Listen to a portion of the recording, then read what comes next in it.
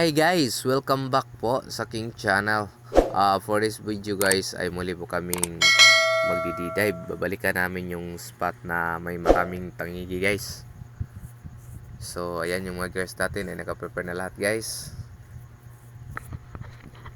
So bali doon banda yung maraming tangigi guys. Yan, medyo may kalayuan din. Halos isang oras pag binibiyahe namin ang pambot, kahit na double engine yung dala namin. So ayan guys, maganda yung panahon ngayon, kaya subukan nating muli kung meron pa bang King Mac. Ayan, punta na kami sa spot guys. Bali yung kasama natin dito ay ano guys, Bert Balls Mix Vlog. Ano na pala yung kanyang channel ngayon guys ay Lineman Daragat PH. Ayan. So yun guys, antabayan lang kung ano yung mga mahuli natin doon. So ayan, Lineman Daragat PH, shout out sa'yo bro. At yun naman yung bootman natin, si Tatay. So ayan guys, narito na kami sa spot. At ano pang hintay natin? Let's go! At shoutout nga pala kay John Marielaya from Davao de Oros. Shoutout sa iyo bro, dive safe and God bless. At shoutout na rin kay user ko 9Q9. At sa mga gustong magpa-shoutout dyan ay huwag po kayong mahiyang mag-comment.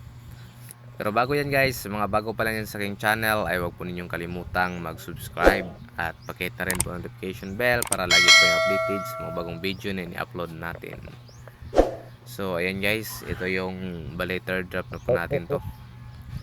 Nakailang beses na tayo nag-drop pero wala pa ring isda. Hindi tayo nakakita ng mga king mackerel. Maraming dilis sana kanina pero wala namang king mac. So yung ginawa natin ay dito tayo muna sa ambush technique muna yung ginawa natin guys. Baka makachamba tayo ng mga pelagic. At habang muli tayong paahon ay may nakita tayong tangigi.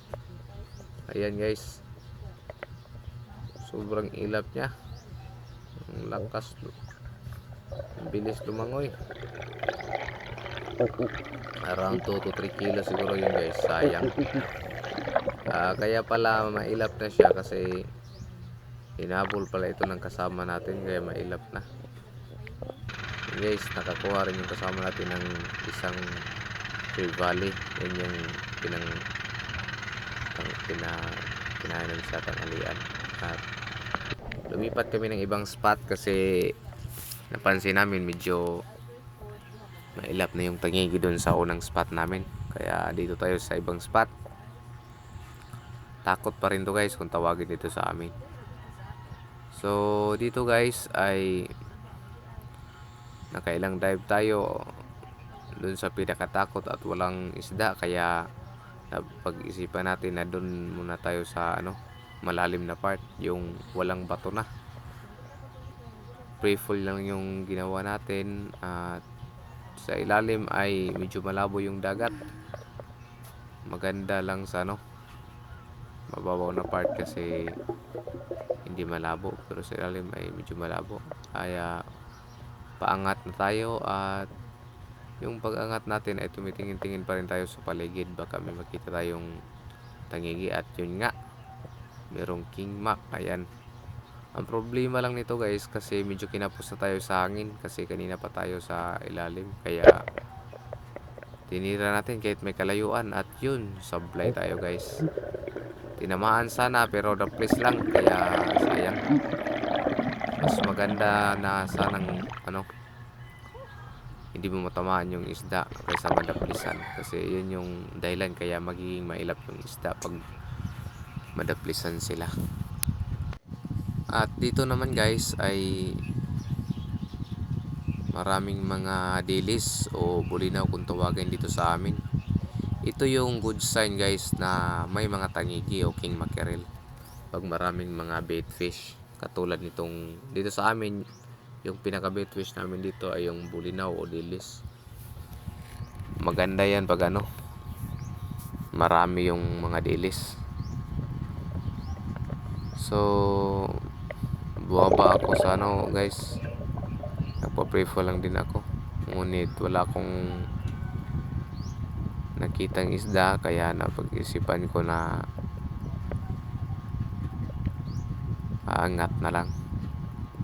Grabe yung mga bait fish guys, sobrang dami nila.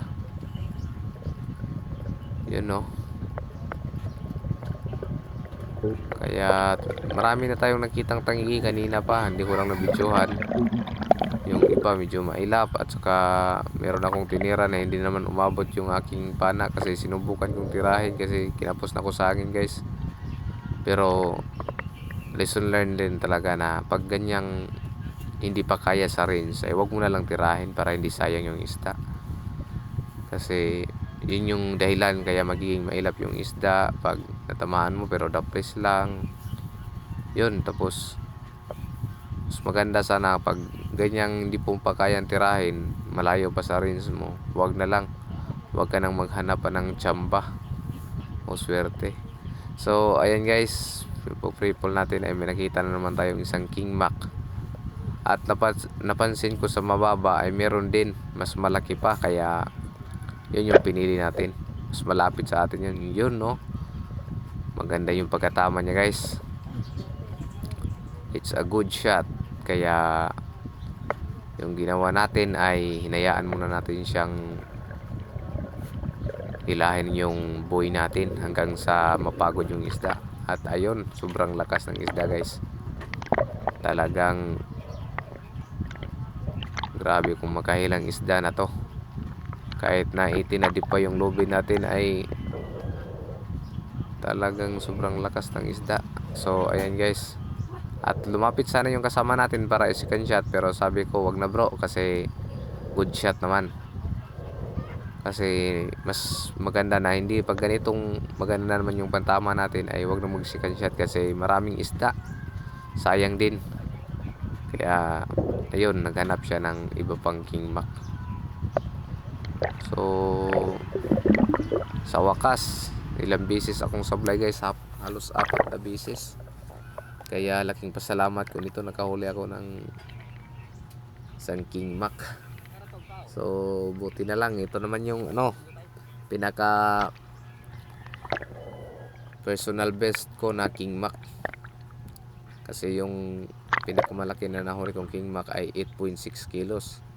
Ito nasa 8.9. So ito yung pinakamalaki kong nahuling king mac guys. So ayan, pinakarga na natin sa pump boat. At pagkatapos nito guys ay nakailang dive pa tayo, ngunit medyo mailap na yung mga isda na nakita natin. At saka ano na kasi, hapon na, kaya yung isda, yung mga king mackerel ay medyo busog na sila, kaya hindi na sila maamo. Hindi katulad nung gutom pa ay pag ano, maamo sila. So yung kasama natin guys, yung jackpotter ngayon, yung ano, Lineman Daragat PH. Paki-support rin po sa kanyang YouTube channel guys. So ayan, isa siyang legendary spearo ng Matalom. So yan guys, dalawa yung kanyang nahuli. Tapos hindi pa kasama yung sablay dyan, marami ring sablay to. Ayan, grabe, yung ngiti niya ay talagang hindi mo matatawaran. Sobrang saya. Iba talaga yung saya namin guys pag ano, makahuli kami ng ganitong mga malalaking isda. Oh grabe, talagang parang ano parang Indotels no. Grabe yung huli guys. Yun no, talagang sobrang saya namin dito. Lalo na siguro pag nahuli pa namin lahat, wala pang yung tira namin ay wala pang sablay. minsan kasi ay nadadala tayo ng adrenaline rush. Kailangan lang talaga na huwag kang magpapadala nun, kasi pag nadala ka nun ay talagang kahit anong gawin mo pong breathing ay hindi ka makaka-relax ng maayos. Kaya yun, daming sablay kasi kinapos tayo sa hangin. So ayun guys, pauwi na kami. Antabayan nyo lang kasi ibibenta pa natin yung mga isdang ito guys.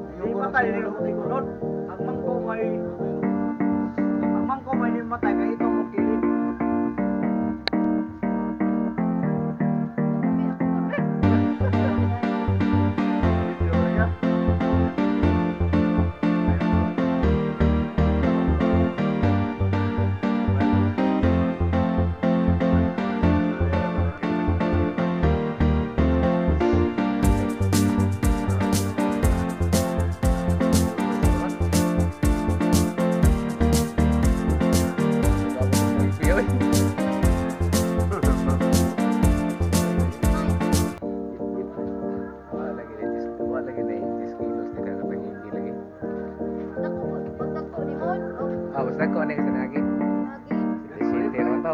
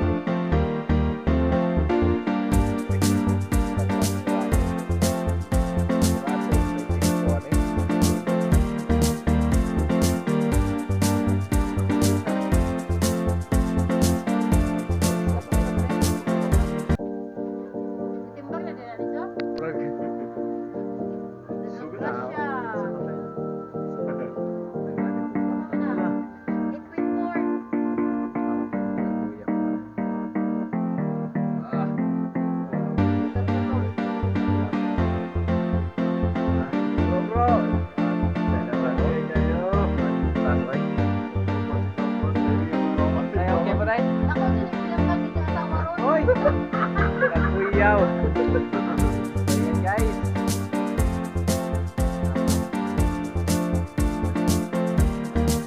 Lagyan na drug guys.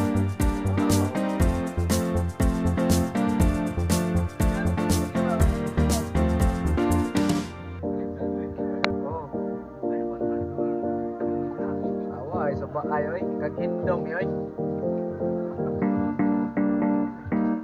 Mula yung kagindong eh.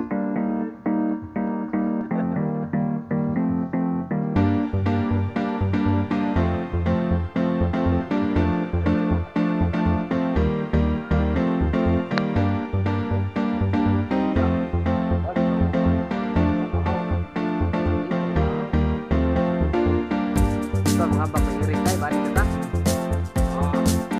ayan guys, bali yung ano namin ay umabot ng 7,104. Tapos bawasan ng gasolina ay 6,604. Kaya may tag ano kami, tuto. So, ayan guys, salamat po ng marami sa walang sawa yung panonood. At ulitin ko po, sa mga bago pa lang sa aking channel, ayaw po yung kalimutang mag-subscribe, like, and share. So, ayan guys. Uuwi po. Sana kami. Ah bro, okay po bro no? Okay kayo. Ah, tayo okay po tayo? Okay.